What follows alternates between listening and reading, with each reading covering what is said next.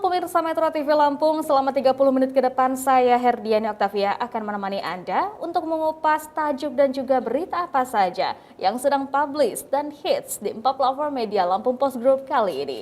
Dan saat ini bersama saya sudah ada Abdul Ghafur, Kadif Pemberitaan Surat Kabar Harian Umum Lampung Post. Namun sebelum kita lanjutkan berita tajuk kali ini, mari kita saksikan terlebih dahulu video editorial berikut ini.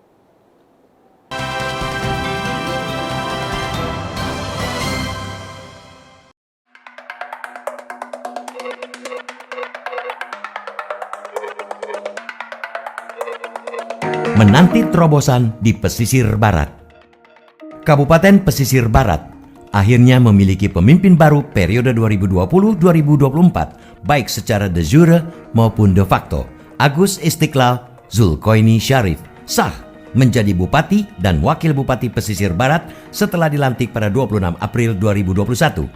Ini kabar gembira bagi rakyat Pesisir Barat yang sekian waktu menanti hadirnya pemimpin mereka secara definitif. Pilkada Pesisir Barat menjadi perhatian publik lantaran sang rival mengajukan gugatan ke Mahkamah Konstitusi.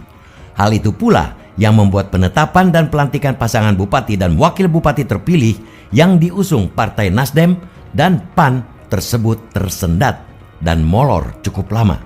Pada akhirnya, Mahkamah Konstitusi mengetuk palu, menolak gugatan sengketa Pilkada Pesisir Barat pada 18 Maret 2021. Agus Istiqlal Zulkoini Syarif dengan perolehan 41.234 suara pun ditetapkan sebagai pasangan calon terpilih oleh KPU. Pelantikan Agus Istiqlal Zulkoini Syarif tentu bukanlah akhir. Momentum itu justru menjadi babak baru pemimpin yang lahir di tengah krisis akibat terpaan pandemi COVID-19. Rakyat di negeri Saibatin dan para ulama itu berharap Agus Istiqlal Zulkoini Syarif dapat menjadi figur sentral yang mampu menghadirkan kerja pemerintahan yang jauh lebih efektif dan inovatif untuk menyelesaikan kompleksitas persoalan yang sedang membelit masyarakat. Sebagai petahana bupati, masih banyak pekerjaan rumah yang belum rampung dan harus segera dituntaskan Agus Istiqlal pada periode keduanya ini. Meski harus diakui banyak capaian yang telah diraih selama memimpin daerah otonomi baru yang resmi berdiri sejak 2012 itu. Oleh karena itu, komitmen pengabdian terhadap rakyat di tanah kelahiran harus terus diwujudkan. Sumber daya dan keindahan alam pesisir barat menjadi daya pikat bagi investor dan wisatawan Nusantara maupun mancanegara. Gulungan ombak pantai di kabupaten ini termasuk yang terbaik dan menjadi incaran peselancar seluruh dunia. Daya tarik tersebut harus dibarengi dengan iklim investasi yang baik dan mengedepankan kearifan lokal.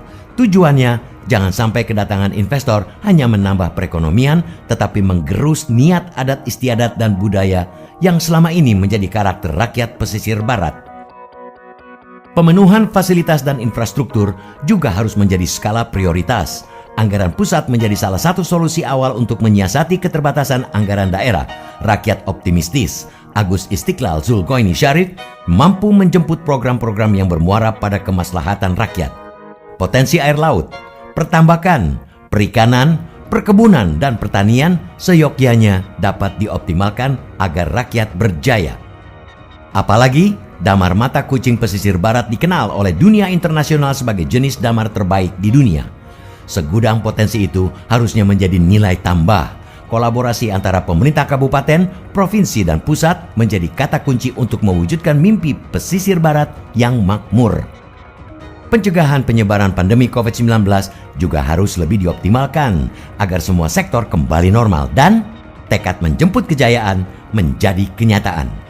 Rakyat juga mengingatkan Agus Istiqlal Zulkoini Syarif memegang teguh amanah. Jangan sampai menyalahgunakan kewenangan dan kekuasaan, apalagi melakukan korupsi hingga berujung bui. Rakyat pesisir barat menanti kiprah nyata pemimpinnya.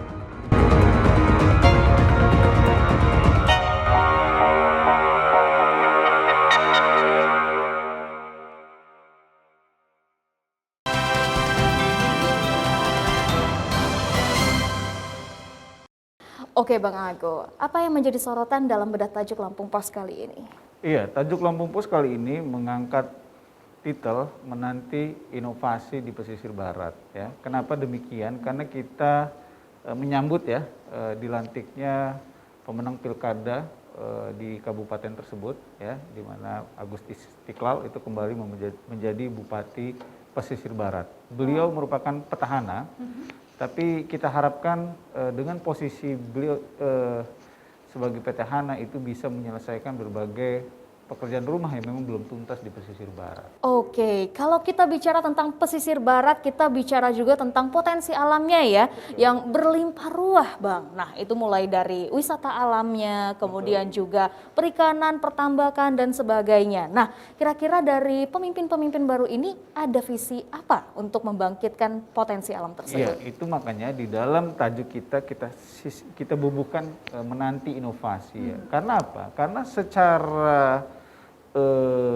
taken for granted atau sudah diberikan ya secara langsung, secara cuma-cuma Kabupaten Pesisir Barat itu potensi alam yang luar biasa ya. Pesisir Barat merupakan kabupaten dengan garis pantai yang cukup panjang, ada 210 km ya.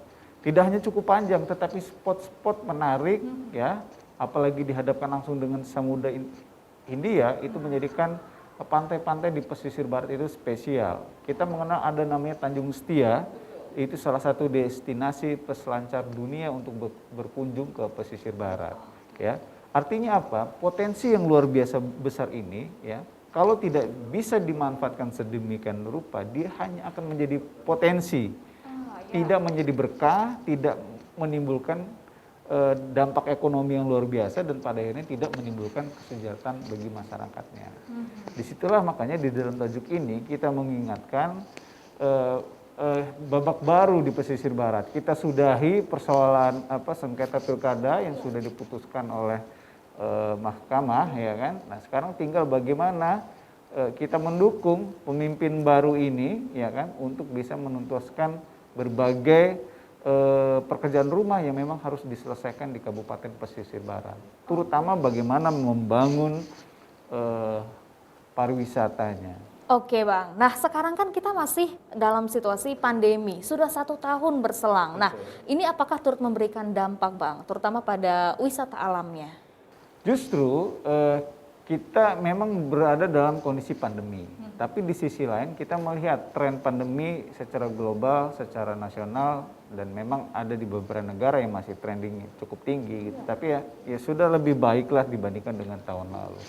Apalagi pemerintah sudah menjalankan namanya program vaksinasi ya vaksin untuk negeri. Nah mudah-mudahan dengan kondisi pandemi yang makin terkendali, itu ekonomi akan lebih baik. Dan sebenarnya salah satu sektor yang diprediksikan akan meningkat itu adalah sektor pariwisata.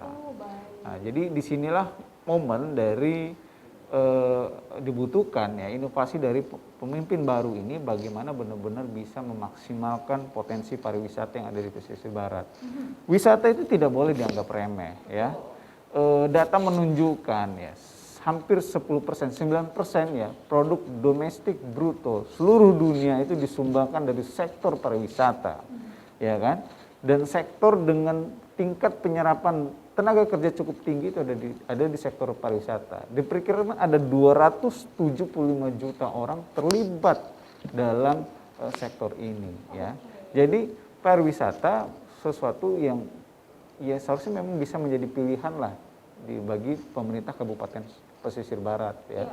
Menjadi salah satu tulang punggung ya perekonomian masyarakat di sana. Tentunya banyak harapan yang kita gaungkan kepada pemimpin baru ini ya Bang Ago, terutama apalagi kita di masa pandemi bagaimana untuk mengembangkannya, membangkitkannya. Nah nanti kita akan lanjutkan lagi obrolan kita Bang Ago. Dan untuk Anda pemirsa Metro TV Lampung, tetaplah bersama kami dalam Bedah Tajuk Lampung Pos.